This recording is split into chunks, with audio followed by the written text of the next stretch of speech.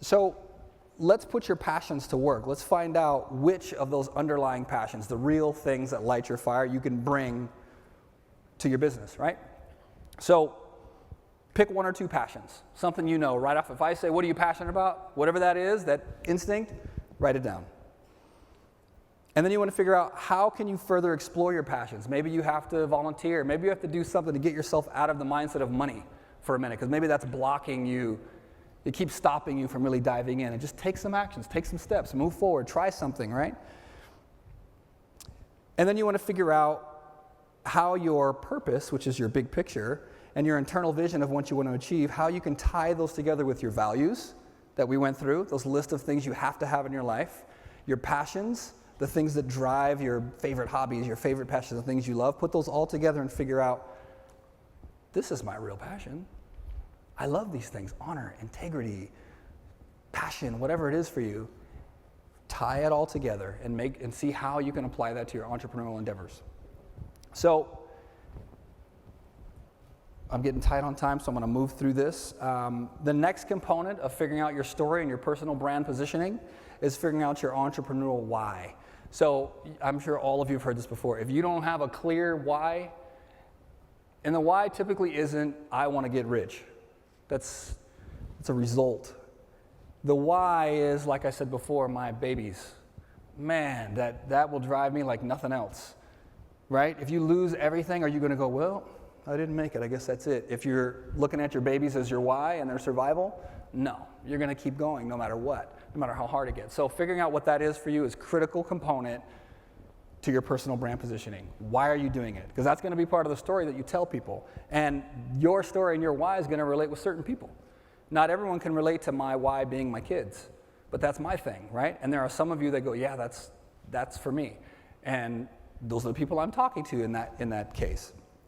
So find out what you're fighting for, find out what the things are that drive you no matter how painful and difficult things get. The next thing I want you to do is we have to give you an expert positioning in the market. Now this is the game changer. So all of that stuff is more like internal work, right? Being clear on who you are, what you're about, what drives you, what motivates you, what you love. Now we have to figure out, how can we take all that and give myself an expert positioning in the market? What niche can I create? It's all about positioning. When you see a leader on this stage, someone that comes up that's crushing it, I can almost guarantee you that they have some sort of clear leader position. I'm the social media king, Jason. I'm crushing on social, right? I'm the Instagram guy. He knows his thing, right? So you all got to find out what your thing. So what can you teach is really, really critical. What is it that you know? And I promise you, you have a thing right now, some kind of knowledge base, something that you're really good at that you can teach. So you have to figure that out. Spend some time, make a list, say, what do I know? What do I love talking about? What gets me excited? When I'm in a group of friends, what are the things my family are like, oh God, are you going to talk about that again? Right? Because that's the thing you know. We got to figure out how to wrap that in a way that you can share that with others and add value to other people's lives. So that's going to help you create your expert positioning. I know I'm feeding you with a fire hose, but I just want to get some of these things out. The other thing I want to talk about, maybe I can skip that. Boom. Oh, your elevator pitch. So all of that stuff, your passion, your why, your values, what you're up to, expert positioning, you got to be able to share it with people like this. I've heard some people that say these crazy long diatribes about what and people just kind of gloss over like, oh, cool, man. They don't know what you're talking about. So you have to be able to tell it in a way that it's concise and clear so that the 10-year-old to grandma, everyone can get it. They're like, oh, that makes sense. Whether it's for them or not, it's not the question. It's being able to communicate it clearly. So that's the big vision. I didn't turn the slide. Elevator pitch, I said that. 30, 60, 90 seconds tops on how you can say what you do. Be very, very concise. It's very important. Not the last piece, but another component is your visual storytelling, and this is where a lot of people get this wrong. So you know what you want, you know who you are, you know what you like to teach, you know what lights your fire, and you have Facebook, and you've got a website, but when people go there, it has nothing to do with what you just said you do. So you say, hey, I'm an adventure guy, and you could follow me to learn about my adventures, and I'm jumping out of planes, and whatever, and then they go to your Facebook, and it's you playing video games. giving tutorial, what the heck? So it all has to be congruent, because the moment someone comes across an asset that's incongruent, they lose trust and they lose rapport, even if it's unconscious. I heard something great recently, the unconscious parallel assumption.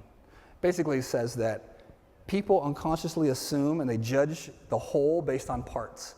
So you're driving past a pizza shop and there's graffiti and there's trash out front and it says greatest pizza spot in the world, and you're like, the hell? It doesn't match up, right? Or you go to a place and it's clean and it's on point and it's pristine and it says, Papa Joe's, authentic New York, and the parking lot's full and there's a line out the door. You just assume, oh man, it must be incredible. Look at that place, but it might be crap. The one with trash in front might actually be the greatest pizza, but you wouldn't know because the branding is incongruent with what they're trying to sell you. So you have to be congruent all the way through. Be who you say you are everywhere, and that's online and offline. Be congruent.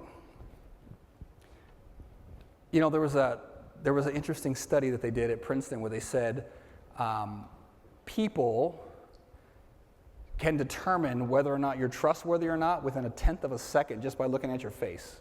It's just an unconscious thing that happens, like, bam, I trust that guy. Bam, I trust that lady. Oh, he's sketchy. Whatever, right? No, seriously, and I know you all have done that, where you look at someone and right away there's just something kind of creepy or whatever. What's funny is it's most likely, maybe that person's not sketchy, but there's incongruency in how they present themselves.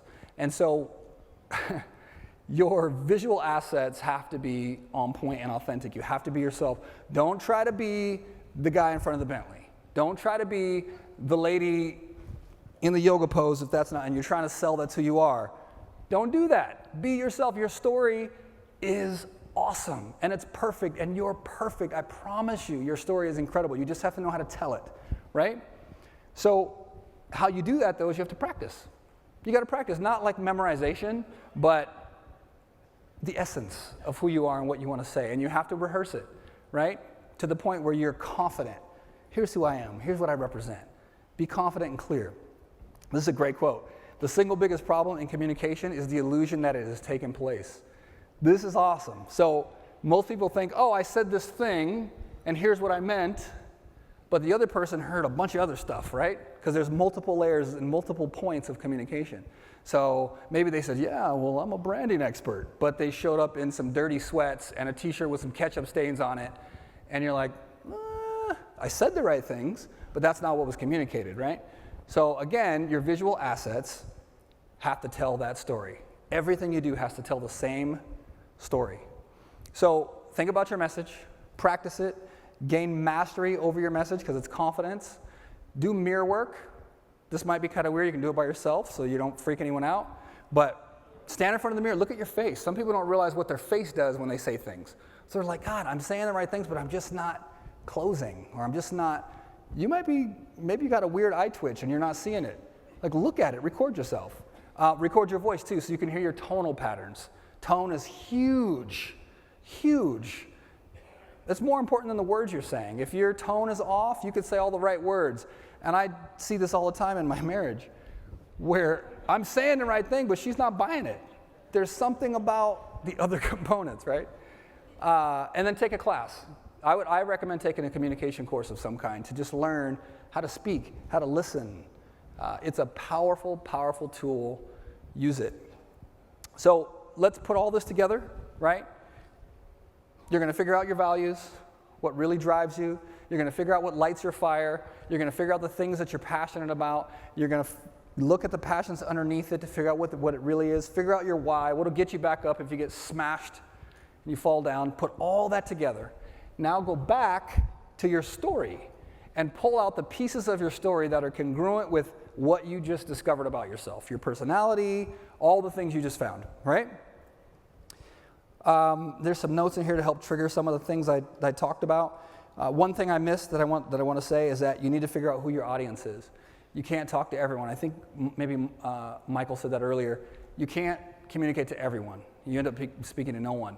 Figure out who you want. You know, maybe you want to talk to professional 28 to 35-year-old women, or whatever it is. Get clear, and then figure out what people who are in your niche, what they're doing and what they're saying, so you're clear on the competition. Last thing you want to do is start pitching something, pitching your deal, and find out that there's someone else pitching the same thing and you're way over here. You're just off the mark for your target. Find that target, figure out what you want to say, cultivate your message, be clear on what you want to leave people with, so there's no confusion. Practice, get feedback. You can even do it here. There's a bunch of brilliant minds out here in the audience. Get feedback. Don't be afraid. Say, hey, here's my thing. How did that come off to you? What did you take from that? And, these are strangers, so they can keep it real. Like, oh, I thought you were awesome, or whatever the hell. Just be honest with each other, because you will do each other a disservice if someone asks you. One thing I want to touch on also is be patient with the process. Give yourself 6, 8, 12 months to really start to cultivate this message. Don't be in a hurry, because it takes time to figure all this stuff out, right? And some of you are farther along in the self-awareness department, so just don't give up on yourself. Please give it time to take shape. The other thing too, from a social media perspective, make sure all your posts and everything you're saying are congruent with who you are and who you're working on being, so that people don't go back to your posts and go, what the hell? This guy, start doing it now. Start being that person now. If you want to talk about cooking and foods and healthy lifestyle, start doing it now. Don't be afraid to take that expert position right now. And follow, comment on relevant non-competitors' social channels. That's a way for you to start to cultivate a following that's congruent with where you want to go. Do that now. You can do it here and there. If you're in an Uber or you're at the office, you got 5, 10 minutes, just go through and start searching some hashtags and go, oh, that person is congruent with me. They do food posts. Cool, I'll like them or I'll comment them, and you'll start to attract the people that are congruent with where you want to be. So branding done right pays big. There's no question about it. I've seen it time and time again. Even at the highest levels with the gurus and the experts, even they miss the mark. They're incongruent places. Everyone can brand themselves. No matter where you're starting, you can start doing something to build the foundation, right? And it's all about positioning. It's all about starting to cultivate that expert light on yourself, no matter where you start. And I say here that it's spiritually, emotionally, and financially beneficial. It really is. It feels so good to be in alignment with something true to yourself. And you know the difference. Every one of you right now knows the difference when you're doing something that's not really you, but you're doing it for whatever reason. Maybe you're at a job you hate and you're like, I'm doing it for a check, I'm doing it for whatever. But when you're doing stuff that comes from here, oh man, it feels great. You just feel alive. And so it pays big, no question about it, I promise you. So be aware of your words, your demeanor, and your appearance, both on and offline. So even when you're out in the world, make it congruent, because people are going to look you up. If you shake hands and go, yeah, I'm a marketer and I sell this thing and I do this. Oh, cool, what's your name? And they're going to look you up and they're going to see something else. Be consistent. It all matters. And you all have heard of ABC, always be closing. For me, it's always be consistent. Always. Or congruent. We could replace that. Give yourself 12 months.